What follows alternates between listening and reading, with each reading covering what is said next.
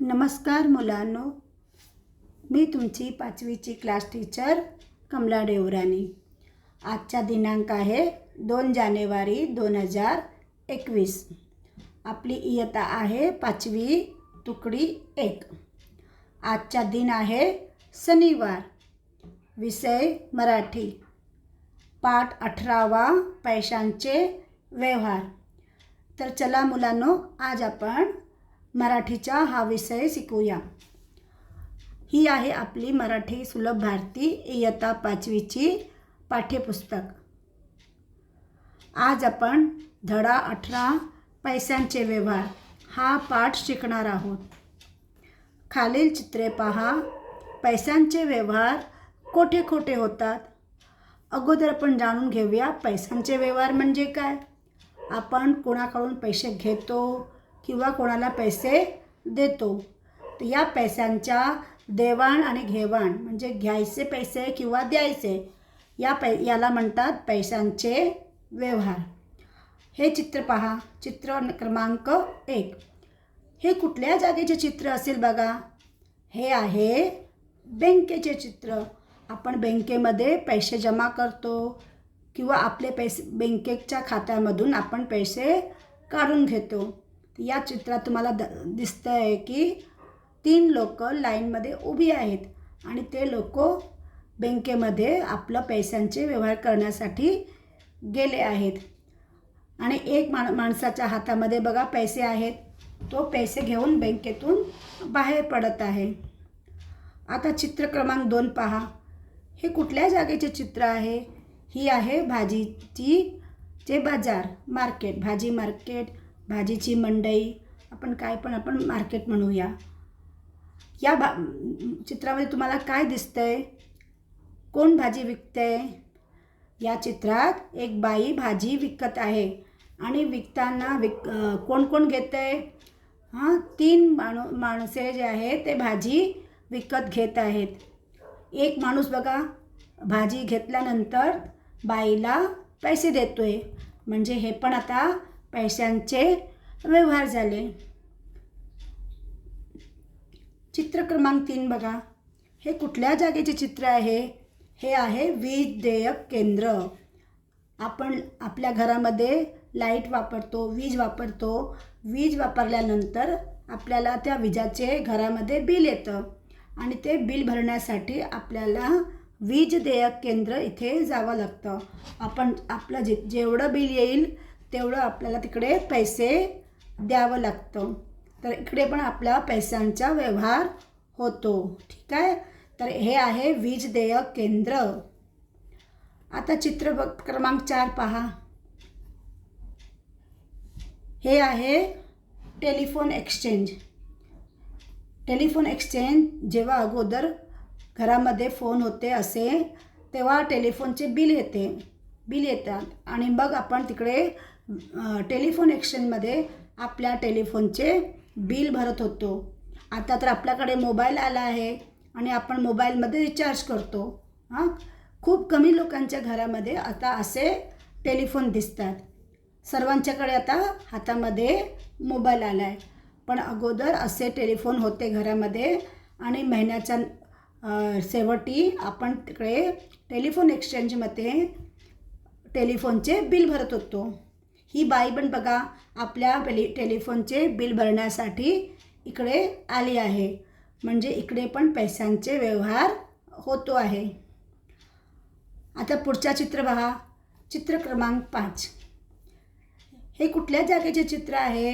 हे आहे बुटांचे दुकान। इकडे लोक बूट खरेदी करण्यासाठी येतात। एक माणूस आपल्यासाठी बूट घेत आहे। बूट घेतल्यानंतर त्याला त्या बुटाचे पैसे त्या दुकानाच्या मालकाला द्यावं लागणार, म्हणजे इकडे पण झालं पैशांचा व्यवहार। चित्र क्रमांक 6 पहा। हे कुठल्या जागेचे चित्र आहे बघा? हे आहे पोस्ट ऑफिस। आपण पोस्ट ऑफिसमध्ये जातो, मनी ऑर्डर करतो, पत्रे पाठवतो, ठीक आहे। आणि मनी ऑर्डर करताना आपल्याला तिकडे पैसे द्यावं लागतात। आपल्याला गावामध्ये कोणाला पैसे पाठवायचे असतील तर आपण मनी ऑर्डरने पैसे पाठवू शकतो। तर हे चित्र आहे पोस्ट ऑफिसचे. इथे पण पैशांचे व्यवहार होतो. हे बघा 7वा चित्र, चित्र क्रमांक 7. हे कुठल्या जागेचे चित्र आहे बघा? हे आहे कपड्यांचे दुकान. इकडे आपण कपडे खरेदी करतो. इकडे एक बघा, एक मुलगा आपल्यासाठी शर्ट खरेदी करतोय. तिचे आई बाबा, त्या मुलाचे आई बाबा त्याला कपडे खरेदी करून देत आहेत. नीट पहा, या चित्रात एकूण किती लोक दिसत आहेत? तर बघा मुलांनो, या चित्रात एकूण 5 लोक दिसतात. 5 लोक दिसत आहेत. आता बघा, तुमच्या पाठ्यपुस्तकाच्या नंतर असा हा एक प्रश्न आलेला आहे. प्रश्न क्रमांक 4. दुकानात जा, खालील वस्तूंची भाव माहीत करून घ्या आणि किंमत लिहा. हे आहे चित्रकलाची वही. या चित्रकलाच्या वहीचे दुकानामध्ये जाऊन आपल्याला त्याची किंमत विचारायची आहे. मी इकडे अंदाजे 25 रुपये लिहिला आहे. तो ह्या रुपया 25 पैकी कमी पण होऊ शकतं आणि जास्त पण होऊ शकतो. 2-4 रुपयांचे फरक होऊ शकतं. दुसरा आहे स्केच पेन बॉक्स. याची किंमत मी लिहिली आहे 50 रुपये. तुम्ही पण जाऊन एकदा विचारून घेऊ शकता. आता आहे कंपास बॉक्स. कंपासामध्ये हे बघा असं चित्र दिसत आहे. मी लिहिले आहे 60 रुपये. नंतर दुसरं चित्र आहे शाळेचे बूट. शाळेचे बूटची किंमत मी लिहिले आहे 150 रुपये. पुढचं चित्र आहे छत्री. छत्रीची किंमत मी लिहिले आहे 200 रुपये. पुढच्या चित्र आहे दप्तर. दप्तरचे मी किंमत लिहिली आहे 220 रुपये. हे किंमत तुमच्या जवळच्या दुकानामध्ये याची किंमत कमी होऊ शकते किंवा थोडीफार जास्त होऊ शकते. तर तुम्ही जाऊन बघा. आता पुढचा प्रश्न बघा. प्रश्न क्रमांक 5. बँकेत चालणाऱ्या व्यवहारापुढे बरोबर अशी खूण करा. बँकेत होत नसलेल्या व्यवहारापुढे चूक अशी खूण करा. आता पहिला आहे पैसे भरणे.